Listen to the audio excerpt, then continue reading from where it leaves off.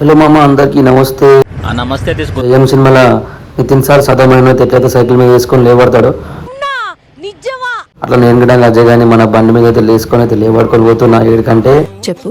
Final గా అయితే మనం బంతిపూ తోట కాడికైతే వచ్చేసినాము. ఇదంతా మనది అనుకుంటున్నా, అస్సలు కాదు. ఎవరిదే మన కూడా తెలియదు.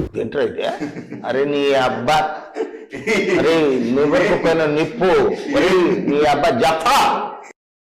అజయ్ గారు అయితే పోతూనే ఉన్నాడు.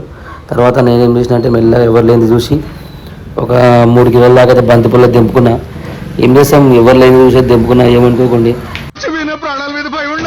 తర్వాత అజయ్ గారు అంటే అన్న ఎర్ర బంతి కొన్ని దింపుకుందామన్నా, పచ్చబంతి కావాలన్నంటే సరే అని చెప్పేసి పచ్చబంతి కూడా దింపుకున్నా. పచ్చబంతి వచ్చేసి ఒక 5 కిలోల దాకా దింపుకున్నా. ఇంతకుముందు చెప్పినట్టు 3 కిలోలు అన్నా కదా, అదైతే ఏం దొంగతనమే చేసలేను, పైసలు ఇచ్చేది దింపుకుంటున్నాము. శరీరం ఎవరు లేరు, కొంచెం హెల్ప్ చేయమంటే మనకు హెల్ప్ నేచర్ ఎక్కువ కదా, అందుకని చెప్పేసి మనం హెల్ప్ కూడా చేస్తున్నాము.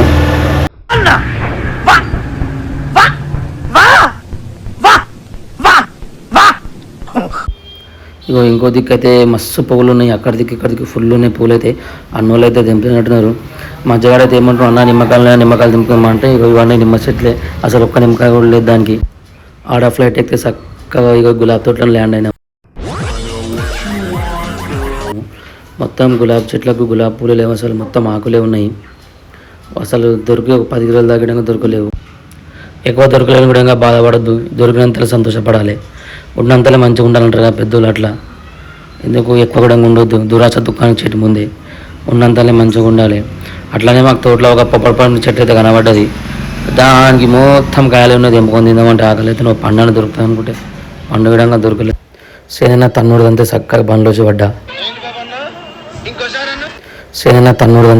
బండ్లోచి పడ్డా, ఆల్రెడీ బండి అయితే అజయ్ గారు ఇద్దరైతే లోడ్ చేసి పెట్టేసారు. మేము పూలు తెచ్చి గ్యాప్లో పట్టేసారు మొత్తం కొడుకులు. పట్టేసినాక దారిలో పోతుంటే అజయ్ గారు రాను బొంబాయికి రాను పాట పెట్టాడు. నేను బొంబాయికి రాను పాటను పెట్టిన పాట తీసి మన ఊళ్ళో మనం ఊళ్ళో మంచిగా టైంపాస్ చేసుకుంటా మన పని మనం చేసుకుంటూ తిరగాలి. బట్ హైదరాబాద్ ఏం పెట్ట పోయినామనుకో ఖాళీ పెళ్ళి పరిశాన్ కావాలి. ఇక సామాన్ తీస్తాడా, ఇక ఈ అందగాని పేరే విజయ్.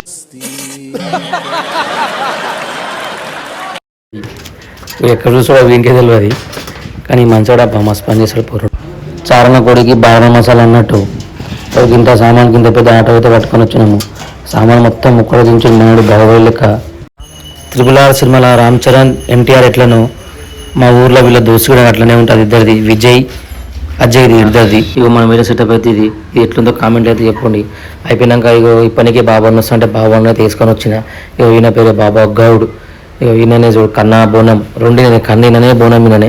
అది వద్దున అంటే కుర్చీ మీద కూర్చో అని చెప్తున్నాడు. కుర్చీ చెక్ చేస్తున్నాడు. అది కూర్చోడు నాయం, ఇంకా కుర్చీ ఇరిగిపోలేదు, ఇప్పుడు తగ్గేది లేదు అంటాడు. అన్నాను ఒకసారి వా అంటాడు, తగ్గేది లేదు పుష్పరాజు, తగ్గేది లేదు అంటాడు బాబన్న. ఓపిక పట్టనా కొన్ని రోజులు అయితే నువ్వు కూడా పెళ్లి కొడుకు కూర్చుంటే పట్టు.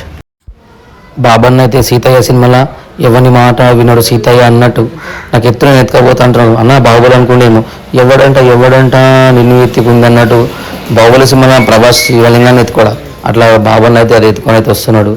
చిలకన్నావు బాబన్న ఎత్తుకొని అయితే వస్తున్నాడు బాబన్న. ఇక్కడ చూసా ముందర చూడరా, పడ్డమనుకున్న పనులు 30 పనులు ఉన్నాయని చూసిపోతాయి. జెండా వందనానికి రన్నింగ్ పోటీ పెట్టినాడు బాబన్న. మెల్లగా పోతుంటే అజయ్ గారు ఇంటికెళ్ళి స్పీడ్ పోతున్నాడు. నాన్ను విడిచిపెట్టిపోతారా బాబు అని చెప్పేసి ముంగ రుక్కే అజయ్ గారు అయితే. బాబన్న అయితే ఎంత పెద్ద బండి లోడ్ చేసి నడుచుకున్నాడు.